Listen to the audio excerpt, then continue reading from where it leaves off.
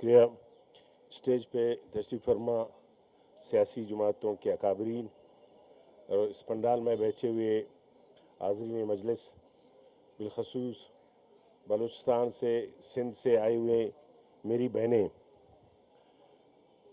یہ جتنی باتیں ہم سن رہے ہیں اور جو واقعات، جو دردناک تصویر کشی میری بھائیوں نے کی، میری بہنوں نے کی، سوال یہ پیدا ہوتا ہے کہ آخر ہمیں مطالبہ کر رہے ہیں، ہمارا مطالبہ کیا ہے، ہمارا ڈیمانڈ کیا ہے؟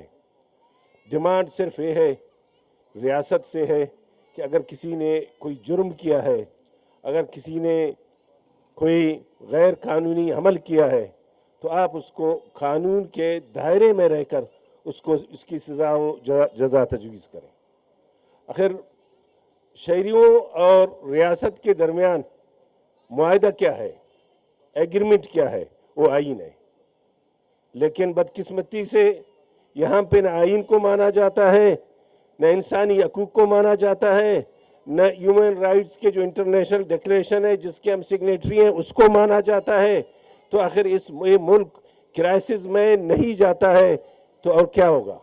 مختلف بحران، جیسے بنگالی صاحب نے نشاندہی کی، انتظامی بحران، معاشی بحران، انسانی حقوق کے بحران، اور دوسری جانب پوری دنیا میں ملک جو ہے وہ آئسولیشن کی طرف جا رہا ہے. یہ کرتوت کس کے ہیں؟ یہ جرائم کس نے کیے ہیں؟ میں سمجھتا ہوں کہ ہمیں بحیثیت بلوچستان کے فرزندوں کے، میری بہنوں، ہم سب کو فخر حاصل ہے کہ ہمارے اکابرین نے، اگر میر غزوش بنجو کی بات کریں، سردار عطا اللہ مینگل کی بات کریں، خان عبدالصمد اشرقی کی بات کریں، اسی طریقے سے یہاں پہ خان عبدالغفار خان کی بات کریں، محترمہ بینظیر بھٹو شہید کی بات کریں، یہ سارے وہ لوگ ہیں کہ جنہوں نے ریاستی اداروں کو اور ریاست کو ایک سمت دینے کی کوشش کی، لیکن تاریخ گواہ ہے کہ ان کے ساتھ کیا ہوا. جو غدار ٹھہرے انہوں نے تو آپ کو رستہ دکھایا تھا.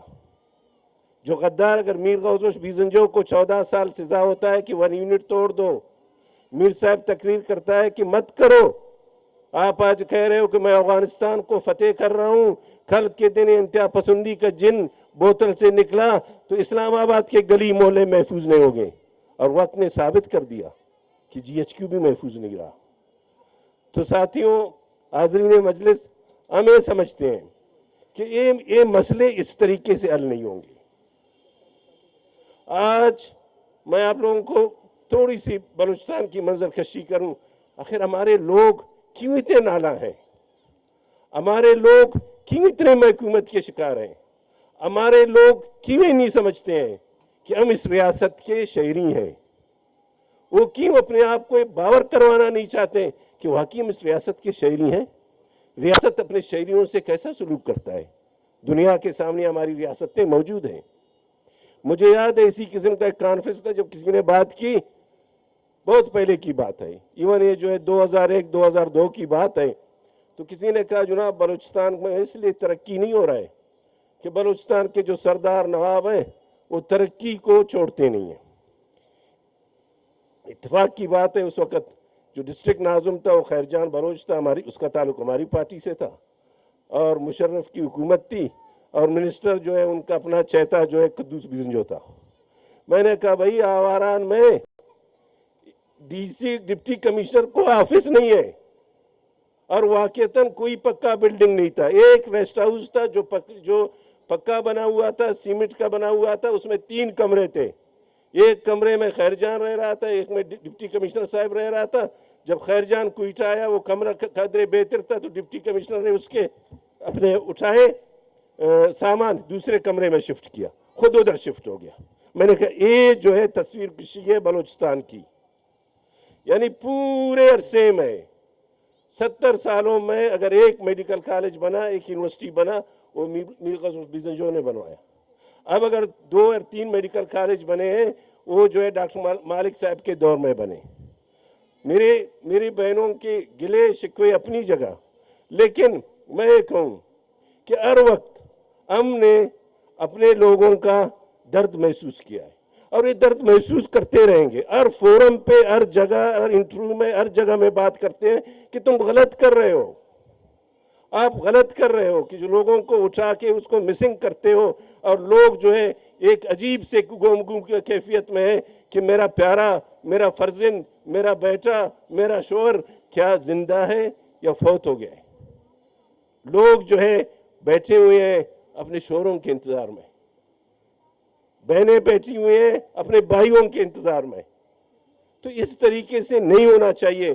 یہاں پہ رضا ربانی صاحب تشریف فرما ہے، عثمان کاکڑ صاحب ہیں، خٹک صاحب ہیں، بشرا گور صاحبہ ہیں، بنگالی صاحب ہیں، جتنے بھی دوست یہاں پہ تشریف فرما ہے، ہر وقت انہوں نے یہ بات کی ہے. اور انہوں نے ہمیشہ کہا ہے کہ مت کرو، ان معاملات سے ملک نہیں سدھرے گا. اگر صرف حقیقی معنوں میں یہ جو یہاں پہ لکھا ہوا ہے کہ جو کانسٹیٹیوشنل جو ہمارے رائٹس ہیں 8 سے لے کر 28 تک وہ بنیادی حقوق ہیں. بنیادی حقوق کیا ہے؟ کہ آپ کو آزادی ہے اپنی رائے کا. بنیادی حقوق کیا ہے؟ کہ آپ جو ہے اپنی تنظیم بنا سکتے ہو. بنیادی حقوق یہ ہے کہ آپ اپنی آواز بلند کر سکتے ہو. آج اگر کوئی تنظیم بناتا ہے، اگر اپنی آواز بلند کرتا ہے، جیسے ایک بہن نے کہا، یہ بھی ان کو ناگوار ہے. پریس پہ یعنی ایک غیر اعلانیہ یہاں پہ ماشاء اللہ ہے، پریس پہ قدغن ہے، الیکٹرک میڈیا پہ قدغن ہے. کوئی ایک آدھ صحافی اگر جرأت کا مظاہرہ کرتا ہے اور وہ بات کرتا ہے جو انصاف پہ مبنی ہے، جو حقائق پہ مبنی ہے، وہ ان کو ناگوار گزرتا ہے. ہمیں سمجھتے ہیں کہ دیکھیں اس طریقے سے معاملات نہیں چل سکتے. انٹرنیشنلی تو ویسے بھی جو ایک بحران ہے، کیفیت ہے، جیسے بنگالی صاحب نے کہا کہ ابھی ایک ہی اسٹیٹ بینک رہ گیا ہے، آپ اسٹیٹ بینک کو بھی گروہی کر رہے ہیں، دوسرے تو سب گروہی ہو گئے. حالت تو یہ، ہم سی پیک کی بات کر رہے ہیں. پچھلے دنوں میں گوادر گیا تھا تو کسی نے مجھے کہا، میں تو حیران ہو گیا، انہوں نے کہا 100 سال کا انہوں نے لیز پہ دیا ہوا ہے، اب ان کے اپنا جہاز بھی آتا ہے. ان کے اپنے جہاز اگر وہاں پہ کڑے ہوتے ہیں تو چائنا کہتا ہے مجھے دن کا 15 لاکھ روپے دو، ایک دن کا. اپنے جہاز کے لیے 15 لاکھ روپے ان سے لیتا ہے. تو دیکھیں جب کوئی بھی ملک، مجھے یاد ہے، معاشی طور پہ ترقی نہیں کر سکتا کہ اس کے اپنے شہری جو اپنے آپ کو غیر محفوظ تصور کریں. میر صاحب نے کہا تھا ایک دفعہ کہ یہ جو معیشت ہے اور جو ترقی ہے وہ چڑیا ہے جو امن کے ٹہنی پہ بیٹھتا ہے. جب امن نہیں ہوگا تو ترقی نہیں ہوگی. جب لوگ جو اپنے آپ کو غیر محفوظ کریں گے تو ترقی نہیں ہوگا.